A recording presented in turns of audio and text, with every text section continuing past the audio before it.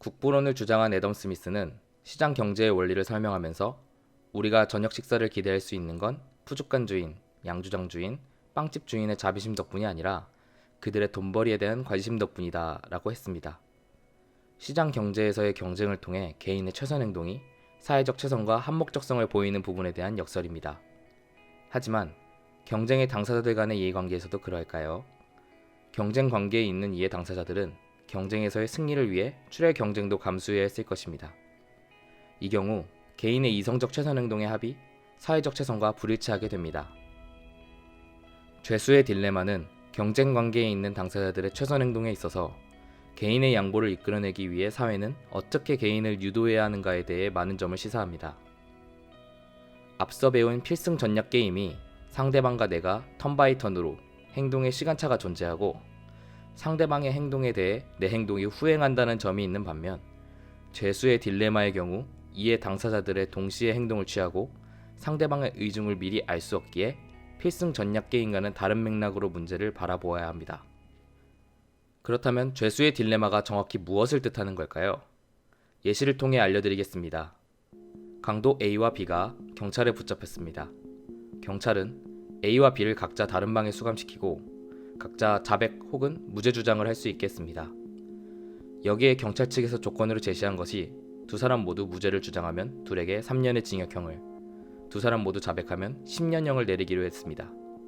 하지만 둘 중 한 명만 배신한 경우에는 배신한 사람에게 1년을, 무죄를 주장한 사람에게는 무려 25년형을 내리기로 합니다. 이 상황에서 어떠한 선택이 가장 이상적일까요?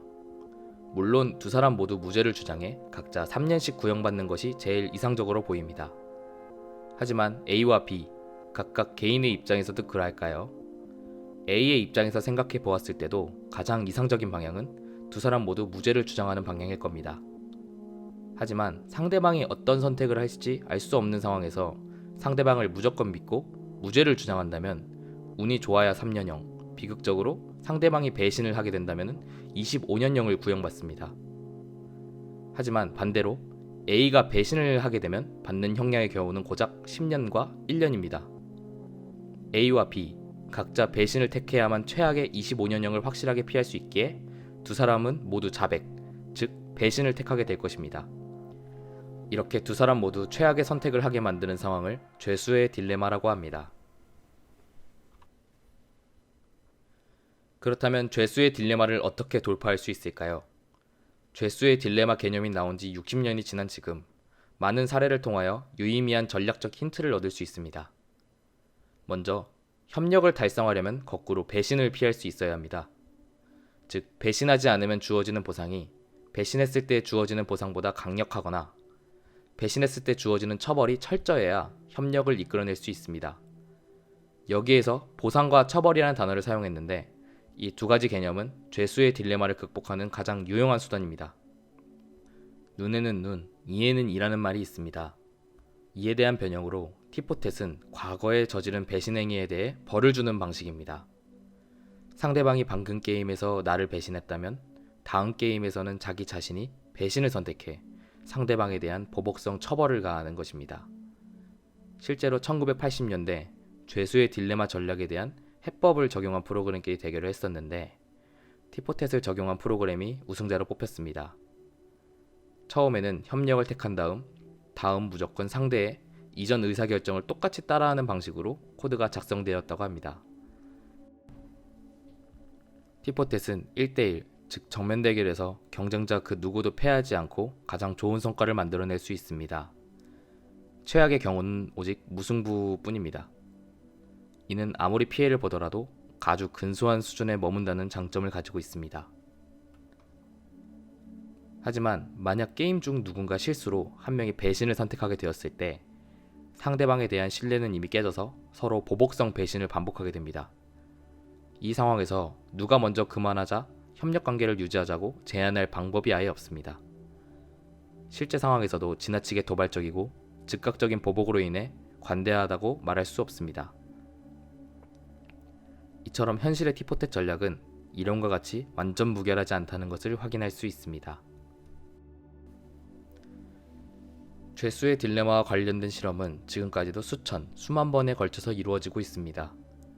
이러한 실험들은 각자 다른 환경, 다른 조건 하에서 이루어졌지만 몇 가지 유의미한 결과들이 도출되었습니다. 첫째로, 두 당사자가 단 한 번만 상대하는 경우 협력이 잘 이루어졌습니다. Friend or Foe, 친구 혹은 적으로 불리는 TV쇼에서 두 명이 최종 상금을 나누기 위해 죄수의 딜레마가 적용된 간단한 게임을 진행했습니다. 책상에 있는 친구와 적이라고 적힌 두 카드 중 하나를 고르면 되는 간단한 게임이었고, 단 한 번만 게임이 진행되었습니다. 앞서 언급했듯 죄수의 딜레마에서 배신을 택하는 쪽이 많은 이득을 얻을 수 있습니다. 하지만 절반이 넘는 참가자들이 게임이 단 한 번만 진행됨에도 불구하고 친구 카드, 즉 협력을 택했다고 합니다. 파트너를 바꾸지 않고 딜레마 게임을 반복해서 수행하는 경우 협력은 꽤 오랫동안 지속됩니다. 하지만 결국 반복이 끝나갈 무렵에는 한 사람이 자신의 이득을 위해 배신을 택하게 됩니다. 이는 역방향 추론을 적용해 간단하게 증명할 수 있는데요. 만약 100번째 딜레마 게임에서 100번째 게임은 어떤 일이 일어날까요? 마지막 게임이기 때문에 배신을 해도 처벌이 뒤따르지 않습니다. 따라서 100번째는 배신을 택해도 아무 문제가 없다는 것입니다. 이 사실을 두 사람이 모두 알고 있다면 사실상 99번째 게임이 마지막 라운드라고 할 수 있는 거죠.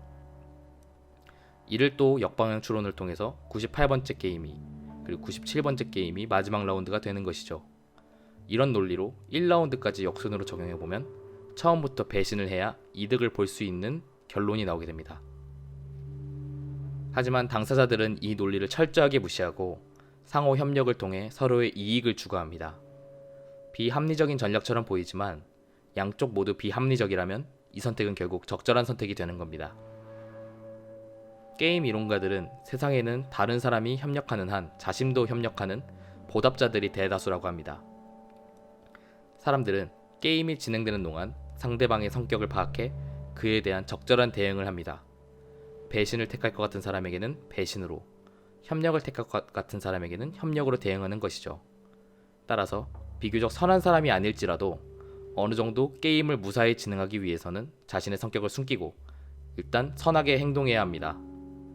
초기 단계에서 서로에게 이익이 되기 때문에 표면상 협력을 택하는 것입니다. 이처럼 동일한 당사자가 여러 번 딜레마 게임을 하는 방법도 있지만 여러 명의 당사자가 하나의 딜레마 게임을 하는 경우도 있습니다. 30명의 학생이 각자 하나의 회사를 소유하고 있다고 가정합니다. 그리고 회사에서 각자 생산할 품목 두 가지 중 하나를 선택합니다.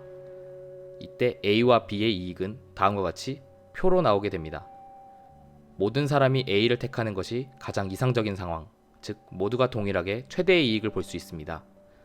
반대로 한 사람만 B를 택하게 되면 나머지 사람의 전체적인 이익을 줄고 혼자 많은 이익을 독식할 수 있습니다. 하지만 반대로 많은 사람이 B를 택하는 상황은 어떨까요? A를 선택한 사람은 무조건 적은 이익, 즉 적자가 나게 됩니다. 이 표를 그래프로 만들어 보면 다음과 같습니다. 그래프를 확인해 보면 B를 적은 학생이 많아질수록 집단 전체의 이익은 적어지는 것을 확인할 수 있습니다. 이 상황에서 본인이라면 A와 B 둘 중 어떤 것을 선택하실 건가요? 이렇게 많은 사람들이 포함된 딜레마를 다자간 딜레마라고 합니다. 죄수의 딜레마는 혹독한 이기심으로 드리븐하려는 최선 행동을 부정하지 않고 이러한 점을 인정하며 자신의 이득을 최대화하기 위한 전략에 있어서 대단히 현실적인 인사이트를 제공합니다. 또한 지금의 정치적 상황에서도 많은 시사점이 있다고 생각합니다.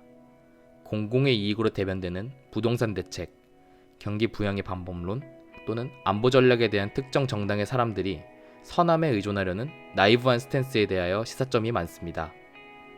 저희는 공산주의, 수정자본주의 내지는 이상복지국가를 추구하는 국가들의 몰락으로 현실 팩터를 외면한 이상향적인 이념의 실패를 역사에서 수없이 보아왔습니다.